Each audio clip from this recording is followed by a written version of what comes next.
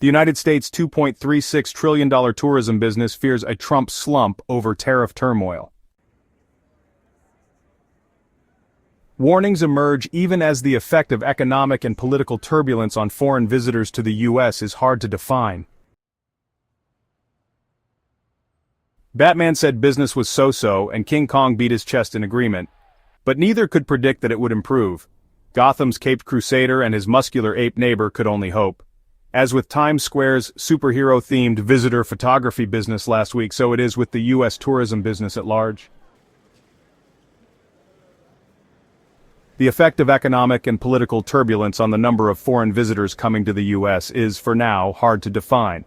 But both, whether through tariffs, currency exchange chaos, or fears over political ill winds, are sending chills through the $2.36 trillion business, the world's most powerful travel and tourism market.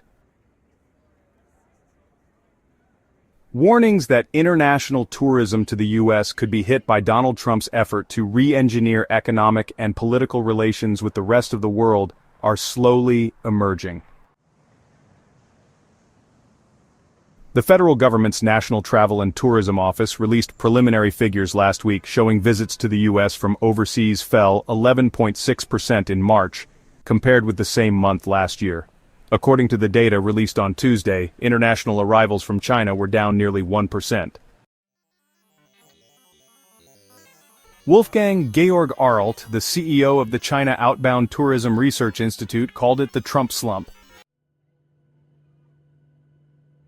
The Delta Airlines CEO, Ed Bastian, also said the company would not expand flying in the second half of the year because of disappointing bookings amid Trump's unpredictable trade policies after cutting its first-quarter earnings outlook, citing weaker-than-expected corporate and leisure travel demand.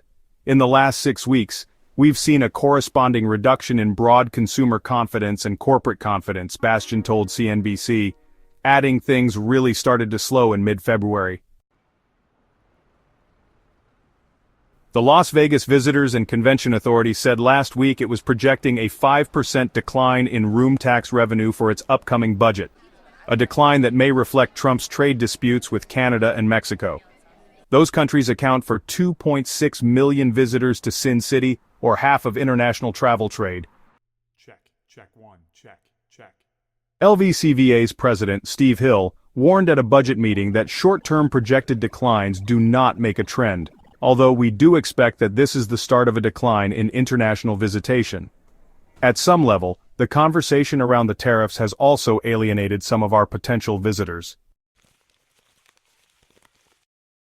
The travel forecasting company Tourism Economics, which late last year projected the U.S. would have nearly 9% more international arrivals this year, along with a 16% increase in spending, revised its annual outlook last week to predict a 9.4% decline in arrivals. The company's Geena Bevenour said in an email statement that the revised forecast represented a substantial setback and eclipsed the U.S. downside scenario we released in late February, reflecting a more contentious context for inbound travel and more severe tariff announcements than previously expected. On the upside, a weakening dollar against sterling, the euro, Japanese yen, and Swiss franc could make travel to the U.S. more attractive. Despite the variables, New York this week was full of international visitors, many on Easter break, and others from further afield. A couple from Scotland, who offered their names as James and Zoe, were waiting to board the Staten Island ferry with their 2 children on Thursday afternoon, and said they weren't fazed about tariffs or anti-European rhetoric from the White House. Nor had they encountered elevated difficulties at immigration at JFK, aside from the long queues. Notwithstanding their advance booking, the couple said they would not hesitate to return, and had booked a holiday in Florida for next year. I can see both sides from a right and left perspective on tariffs and the U.S. wanting to put its house in order first. A couple from Belgium, Dave and Gwen Desmet, returning from a boat trip to the Statue of Liberty, said they had been apprehensive at immigration but encountered no problems.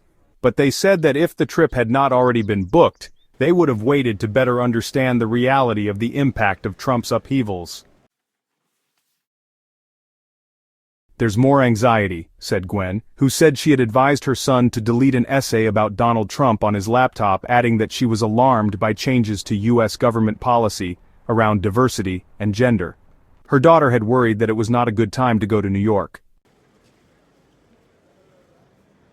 But her husband Dave reasoned that media was playing a big role in stirring anxiety and creating negativity.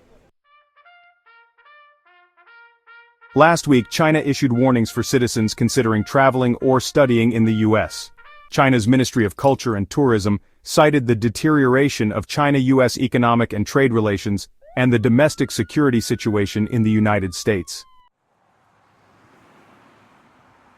American Ring Travel, a tour operator based in California, offers carbon-neutral bus tours of the U.S. that often attract eco-conscious travelers from Europe, said bookings from Germany flattened starting in January after Elon Musk threw his support behind a far-right political party in that country's federal election.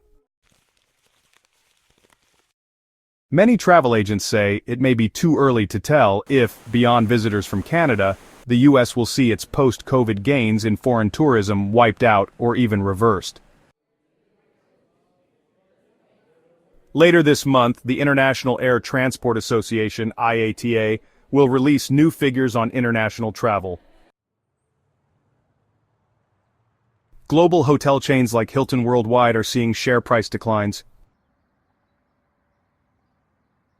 One high-end travel agent, accustomed to arranging international White Lotus-style luxury holidays for wealthy clients, said he had not seen any changes yet.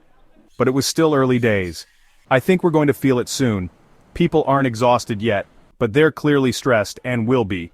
Especially if their disposable income gets hit," they said.